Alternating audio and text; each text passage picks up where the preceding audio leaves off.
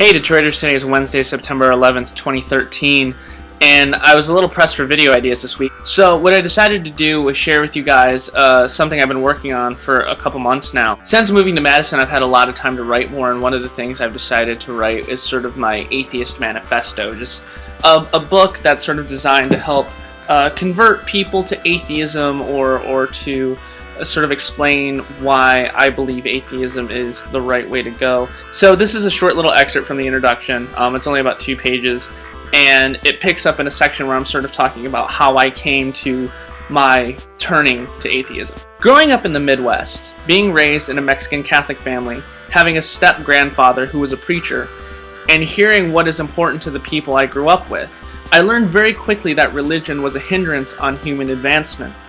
I saw some of my most intelligent schoolmates blinded by the light of God. I watched as my LGBT friends were ostracized all over town. I saw many people give up on their education because God was all they needed. I saw parents shelter their children from rationality and logic because it was not part of God's plan.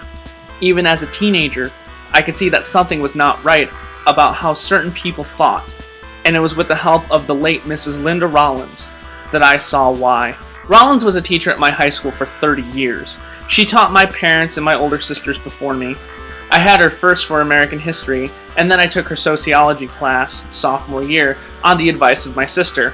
Not that my sister had a profound interest in sociology. To her credit, Rollins was a very easy grader. Rollins was a jolly woman. A product of the 60s, she regaled us with stories of her Jimi Hendrix records and her days protesting.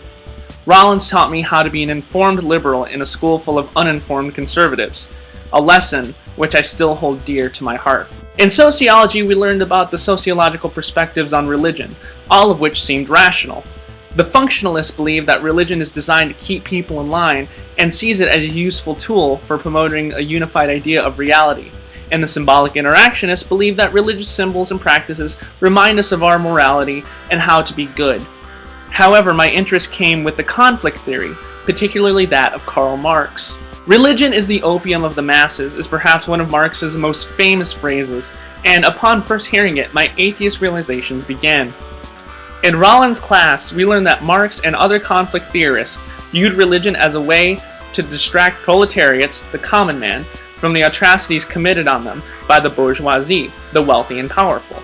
By distracting the poor and powerless by saying that they can look forward to a happy afterlife, those in power can continue their exploitation of the common man freely, under the guise of a loving and vengeful God.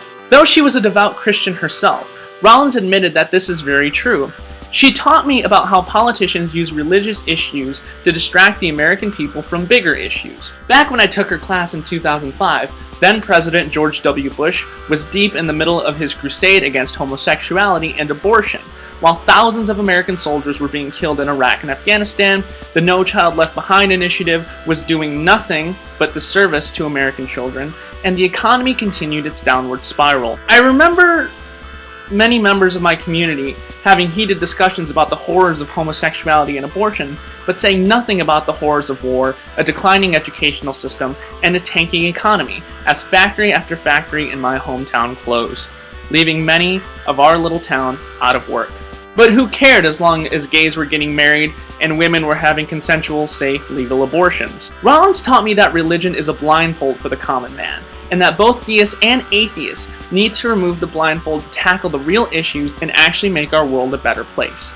Even she, a Christian, removed her blindfold to see the way the religious right used God to strike fear in the hearts of the average Americans, and how the poor and downtrodden had little hope in life, but put all of their thought into an afterlife. Linda Rollins was one of the best Christians I ever knew, and since her death in 2010, I have missed her dearly. So sorry to do a more serious video, but I just wanted to get the idea out there.